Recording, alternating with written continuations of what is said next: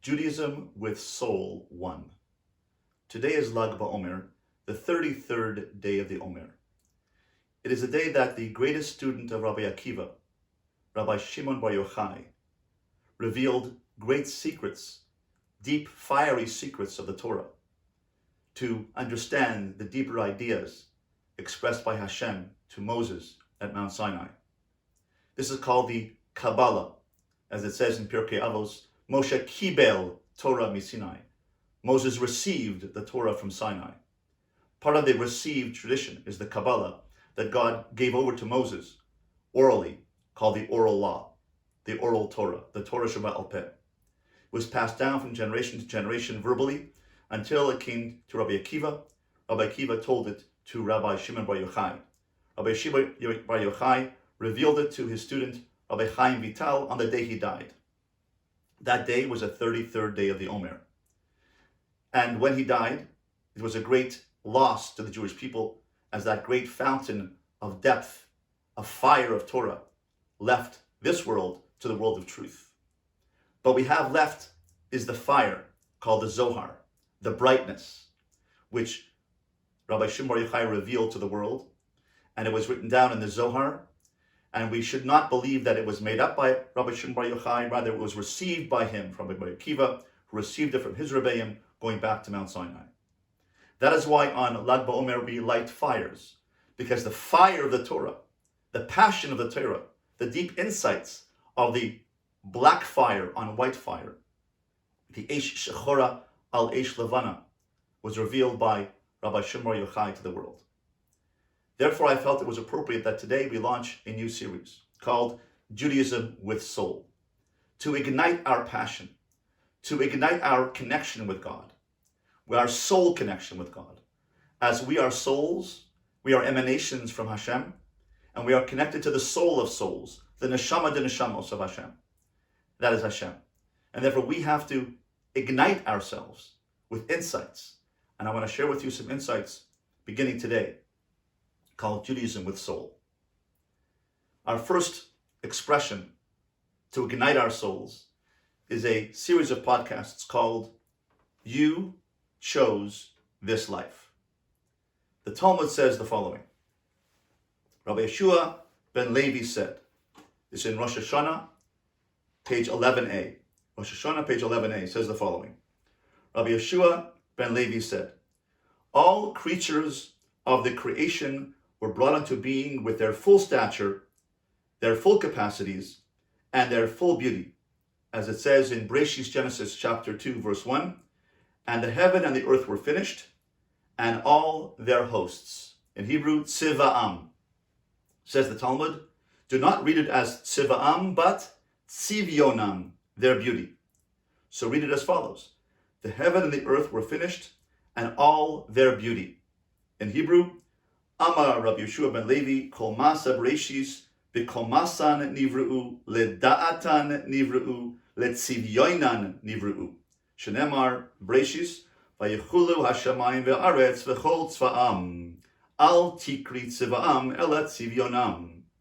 Rashi explains that the word Leda'atan, that they were all created in accordance with their da'at, with their knowledge. All creations, including you and I, created with their full capacities. Rashi explains, Hashem asked each creature if they wanted to be created, and Rashi says, and yeosu, they were willing. He explains tzivyonam, their full beauty, as each created being chose the characteristics and form that it desired, which means that each of us were asked whether we wanted to be born. We said yes, and then in our beauty we were asked by God, and how do you want to be created? In what form? And we told God how we wanted to be created. The same Gemara is found in Chulin, page 60a, and there Rashi comments on the word leda'atan, a different explanation of the word leda'atan according to their knowledge, according to their thoughts. Hashem told them that they would be created, and they agreed, and on Sivyonom, in the form they chose for themselves. We chose the form we wanted to be created for by Hashem.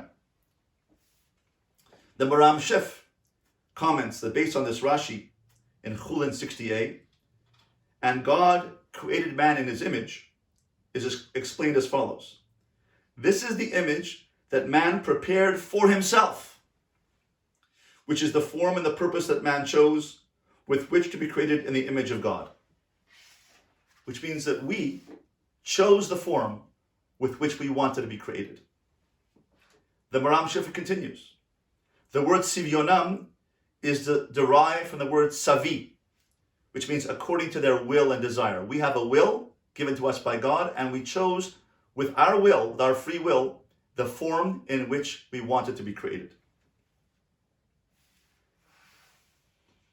Rabbi Chaim Aryeh Leib of Yedvona, in his Sefer Shar Beis Rabim, in Parshas Vayishlach, in the Warsaw edition 1911, says the following. Rashi states that Hashem asks each man if he wants to be created. This means he asks them if they want to be created male or female, rich or poor, strong or weak, tall or short. And he also informs them of all the circumstances, incidents, and events that will occur to them in their lifetimes and the quality of their life and their death, if by natural causes or an unusual death, and their livelihood, if with ease or with difficulty, if they want to be self-employed or to work for others. And in the precise way that one wants to be created, God creates him. This is an explanation of this Gemara. He goes on to say the following. Each man chooses his form and circumstances and chooses exactly the way in which he is created, because before he is born, he sees, while still in Shemayim, that which is truly beneficial for him in order to be worthy, through the circumstances of his life in this world, to enter the world to come in accordance with his previous incarnations and based on what he needs to correct. In Shemayim it is known what a man must achieve in this world. An incredible idea that based on this Gemara, we see that man, you and I, man and woman, were asked whether we wanted to be created. We said yes. And in the form we wanted to be created, we were created. So the question is asked, therefore, why would I choose difficulty? Why would I choose challenges? Why would I choose a life of crisis, an ordeal, or handicap? The answer is that while in Shemayim, while in heaven, before we were born, without a body, in the form of a soul, we were asked by God, where do you want to go? You see your necessary tikkun, you see your necessary rectification that you need to follow and need to accomplish in your life. Look down and see where you want to go. Do you want to go to that family? No. That family, will that be good for you? No. We choose with our own free will. Free will must mean even free will of the soul before it is born. And therefore we chose our circumstances of our life. And we looked down and we said, that's where I need to go. Now for me, let's apply this to myself. I grew up in a very challenging environment. Not abused, God forbid, but I was pushed very hard to accomplish. And nothing I ever did was good enough. I came from a divorced family where I was at 18 months old. My mother got divorced from my father. My mother remarried at the age of when I was 4. My stepfather was a great man, intelligent, intellectual, but very pushing to make me into a man. But it had its drawbacks. It, in a certain way, pushed me and criticized me until I got it right. And I'm still trying to get it right. When I was in Shemayim, when I was in heaven, before I was born, I looked down and said, my soul needs to be pushed.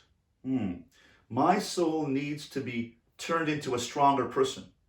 I'm going to choose that family. I'm going to choose a family where I'm going to be in a family where my mother's going to get divorced, where my stepfather is going to make me into a man, so to speak. I'm going to come into a world where I feel I have no self-esteem and I'm going to have to break out of that mold. I want to go there. It's hard for me. It's going to be difficult for me.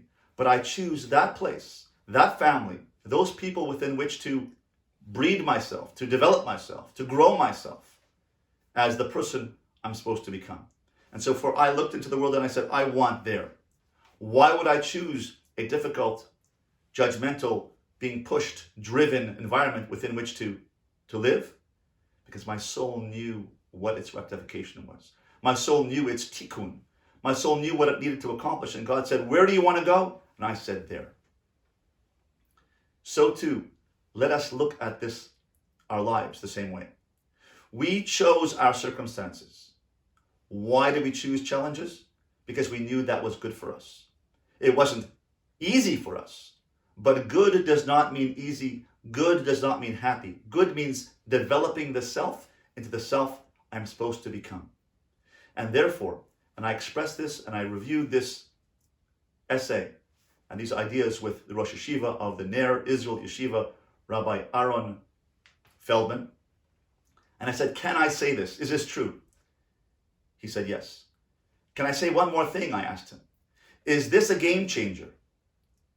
He said, what do you mean?